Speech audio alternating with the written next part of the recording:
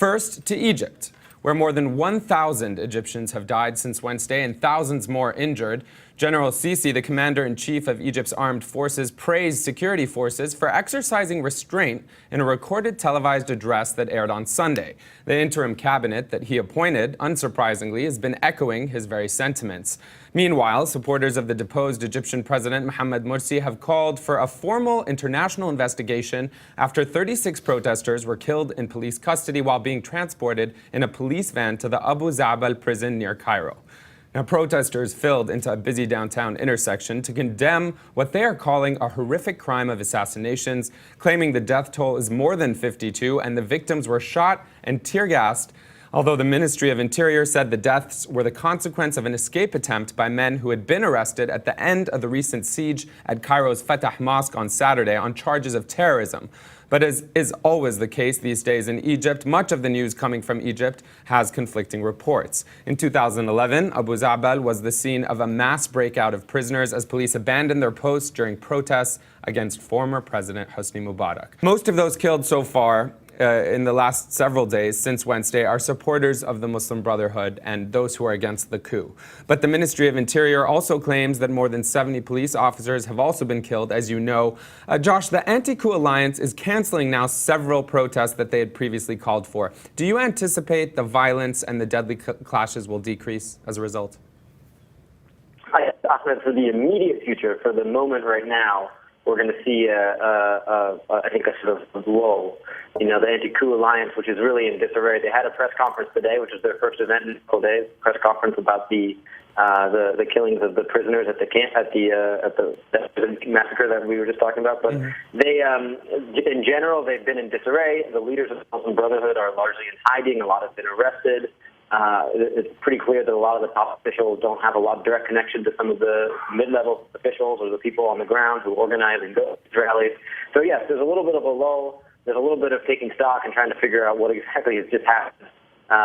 But that doesn't mean that the violence is going away anytime soon. And, you know, this morning, obviously, in addition to the killing of the protesters, the prisoners, the protesters who were then prisoners and then were killed during some sort of incident that we don't know a lot about. There's also a massive, I think you can only call a militant terrorist attack in the Sinai that resulted in the deaths of a couple dozen police conscripts. That's presumably coming from people sympathetic to the Muslim Brotherhood's point of view and antagonistic towards the military. So, I mean, we're going to see an uptick in that sort of thing. There's no question. What is the sort of large protests that then to street fights and that just looks like utter rampant chaos in the streets of Cairo, which frankly it is. That stuff, I think, is on there being a critical mass of people who come out, and right now that's not really happening. Certainly. And Josh, as you were mentioning, for decades, Muslim Brotherhood has been imprisoned, persecuted, and oppressed. General Sisi says self-restraint will not continue against those that want to destroy Egypt. Do you envision there being reconciliation, political reconciliation, without the Muslim Brotherhood, especially hearing Nabil Fahmy, the interim foreign minister, saying that Egypt is somehow on the right path?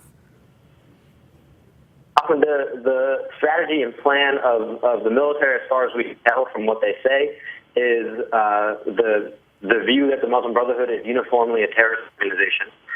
There's some, they'll make some nods to people who break from it who can be welcomed back to the political process. But it seems to be, in some ways, a return to the role of the Muslim Brotherhood forced to play in the Mubarak years, which is to say they expect I'm sure that there will be some reprisal violence. They think they can tamp that down. They think they can handle it. And they've be going pretty much full bore in terms of the Muslim Brotherhood will no longer be a functionally part the political system here. You know what perplexes me, Josh, as you know, the Muslim Brotherhood not only contested and participated in the elections under everyone's watch, everyone in Egypt, including the military, saw them do that. So then the question begins, when did they in fact become a terrorist organization as they're being framed?